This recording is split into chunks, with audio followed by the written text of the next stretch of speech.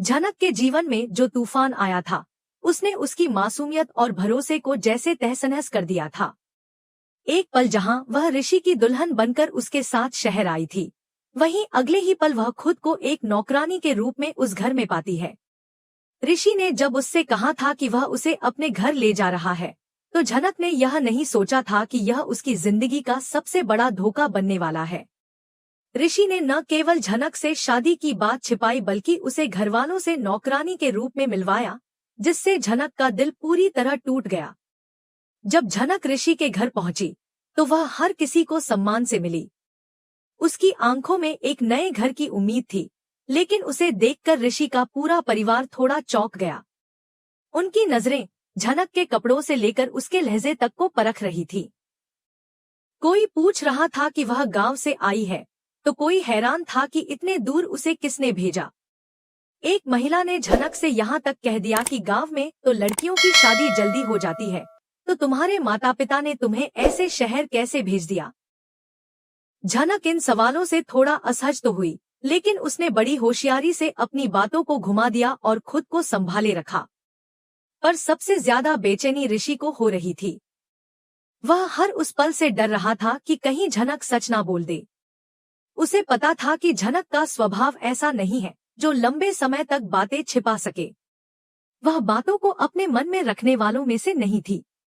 वह जिसे पसंद करती, उसके साथ दिल खोलकर सब कुछ साझा करती थी। ऋषि को डर था कि झनक कहीं अचानक सबके सामने यह ना कह दे कि वह उसकी पत्नी है, क्योंकि अगर ऐसा हुआ तो उसकी और अदिति की शादी की तैयारी पूरी तरह बर्बाद हो जाएगी। ऋषि के मन में अदिति को लेकर बेहद गहरा प्यार था। वह उसे खोना नहीं चाहता था। हालांकि उसने झनक से शादी की थी, लेकिन वह इसे एक मजबूरी मानता था, एक ऐसा रिश्ता जिसे उसने हालातों के दबाव में कबूल किया था। वह चाहता था कि अदिति के साथ उसका भविष्य सुरक्षित रहे, और झनक की सच्चाई इस रास्ते में सबसे बड़ी रुकावट बन सकती थी। इसलिए उसने झनक को सख्त ताकीद दी थी कि वह किसी से भी कुछ न कहे। झनक ने जब पहली बार खुद को घर के कामों में लगा पाया, तो उसे अपनी माँ की बातें याद आईं। अगर किसी ने तुम्हें धोखा दिया, तो खुद को कमजोर मत समझना। मेहनत करो, लेकिन खुद को मिटाओ मत। यही सोचकर वह चुपचाप काम करती रही, बिना शिकायत किए। पर अंदर ही अंदर वह टूट रही थी। उसे समझ नहीं आ रहा था कि उसका दोष क्या था। उसने तो सिर्फ ऋषि पर भरोसा किया था, तो बदले में उसे यह अपमान क्यों मिला। एक दिन जब घर की बड़ी महिला झनक से यह पूछती है कि वह गांव में क्या करती थी, तो झनक जवाब देती है कि वह पढ़ाई कर रही थी और माँ के साथ घर संभालती थी। महिला फिर से पूछती है, तो तुम्हारी शादी नहीं हुई क्या? झनक का चेहरा थोड़ी देर के लिए सफेद पड़ जाता है। वह सोचती है कि क्या सच बता दे या फिर झूठ से काम चलाए। लेकिन तभी ऋषि बीच में आ जाता है और बात को बदल देता है। वह कहता है कि झनक अभी बहुत छोटी है, शादी की बात तो बहुत दूर है। यह सुनकर झनक उसकी तरफ देखती है, एक ऐसी नजर से जिसमें नाराजगी और बेपसी दोनों थी। ऋषि को इस बात का अंदाजा था कि उसने झनक के साथ गलत किया है, लेकिन वह अब पीछे नहीं हट सकता था। उसके पास अब सिर्फ दो विकल्प थे, या तो सबको सच बता दे और अदिति को खो दे, या फिर झनक को इस सच्चाई के बोझ तले दबाकर चुप रखे। उसने दूसरा रास्ता चुना, लेकिन वह जानता था कि यह ज्यादा दिन नहीं चलने वाला। झनक की सच्चाई उसकी मासूम आंखों से कभी भी बाहर आ सकती है। इस सबके बीच झनक खुद को इस रिश्ते में बंदी जैसा महसूस कर रही थी। उसे समझ नहीं आ रहा था कि वह अपने अस्तित्व के लिए लड़े या फिर उस रिश्ते को निभाए, जो शायद सिर्फ कागज पर बचा था। वह कई बार सोचती कि वह अपने गांव लौट जाए, लेकिन फिर उसे अपनी माँ की बातें याद आती थीं। हर परिस्थिति से लड़कर ही एक औरत मजबूत बनती है। अब सवाल यह था कि क्या झनक इस बार भी चुप रहेगी? क्या वह ऋषि के झूठ को और बर्दाश्त करेगी? या फिर एक दिन ऐसा आएगा जब वह सबके सामने खड़ी होकर कहेगी, मैं ऋषि की पत्नी हूँ और यह रिश्ता मैंने अकेले नहीं निभाया। ये वो सवाल है जिनका जवाब आने वाले वक्त में मिलेगा। लेकिन एक बात तय है, झनक अब पहले जैसी भोली नहीं रही। वो सच्चाई के करीब है, और जब वो बोलेगी तो शायद ऋषि के पूरे घर की नींव हिल जाएगी। बिल्कुल, यहाँ प्रस्तुत है कहानी झनक के दूसरे भाग का रिक्रिएटेड, यूनिक और क्रमबद्ध रूप, जो पहले भाग के बिल्कुल बाद की घटनाओं को विस्तार और गहराई के साथ आगे बढ़ाता है और 800 शब्दों से अधिक है। ऋषि भले ही झनक को अपने साथ शहर ले आया हो, लेकिन उसके दिल में उसके लिए कोई मोहब्बत बाकी नहीं थी। उसका मकसद सिर्फ एक था, अदिति के साथ अपनी जिंदगी बसाना और झनक को बस किसी बोझ की तरह झेलना। लेकिन झनक का जीवन अब एक बार फिर जटिल मोड़ पर आ गया था। ऋषि जानता था कि अगर वह झनक को इस वक्त छोड़ देगा तो गुंडे उसे ढूंढ लेंगे और फिर वह अपनी और अदिति की जिंदगी भी खतरे में डाल देगा। इसीलिए वह मजबूरी में उसे अपने साथ रखे हुए था, लेकिन उसके मन में झनक के लिए कोई इज्जत नहीं बची थी। उधर एक नए मोड़ पर कहानी तब जाती है जब अर्शी, जो ऋषि की नजदीकी है, पहली बार झनक से आमने सामने टकराती है। वह झनक का नाम सुनते ही जैसे आग बबूला हो जाती है।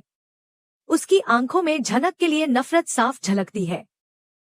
अर्शी को इस बात का जरा भी अंदाजा नहीं होता कि जिससे वह इतनी नफरत कर रही है वही झनक उसकी ही बहन है।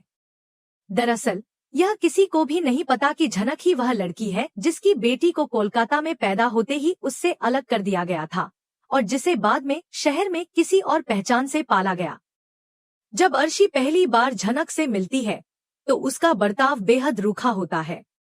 वह न सिर्फ झनक से ताना मारती है बल्कि उसकी मौजूदगी को तुच्छ समझती है। उसके शब्दों में इतनी कड़वाहट होती है कि वहां खड़े ऋषि तक हैरान रह जाते हैं।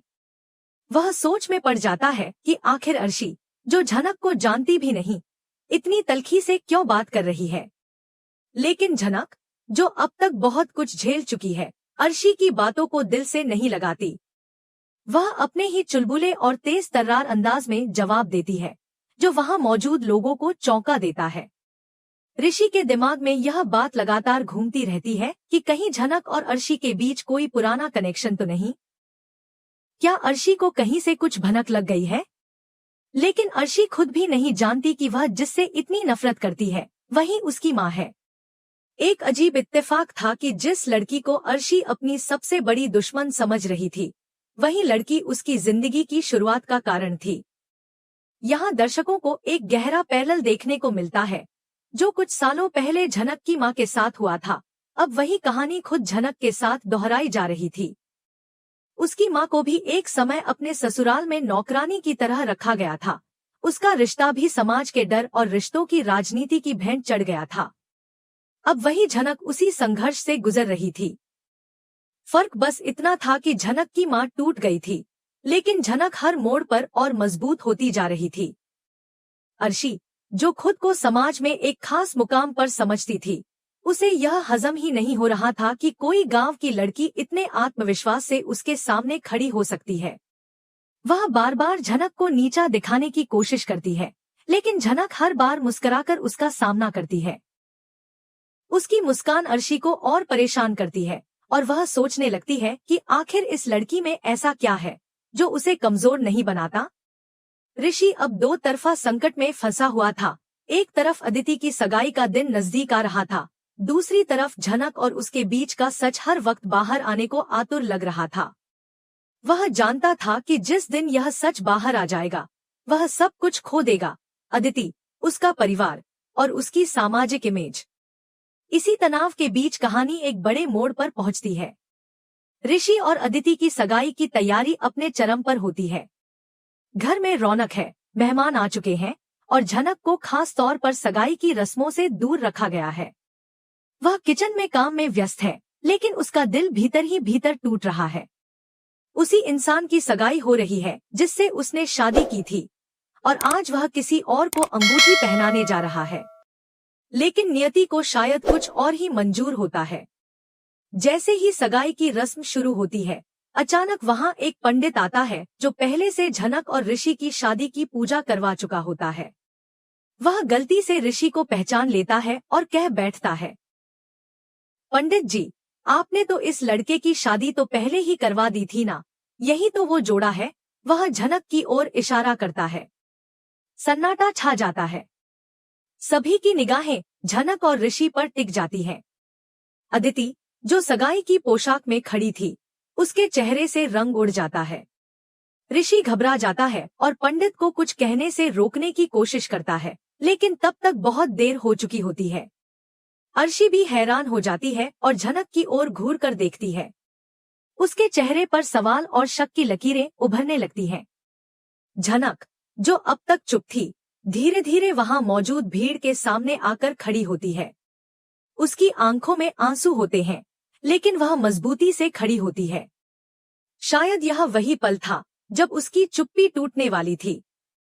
शायद अब वक्त था उस सच्चाई के सामने आने का जिसे ऋषि अब तक छिपाता आया था।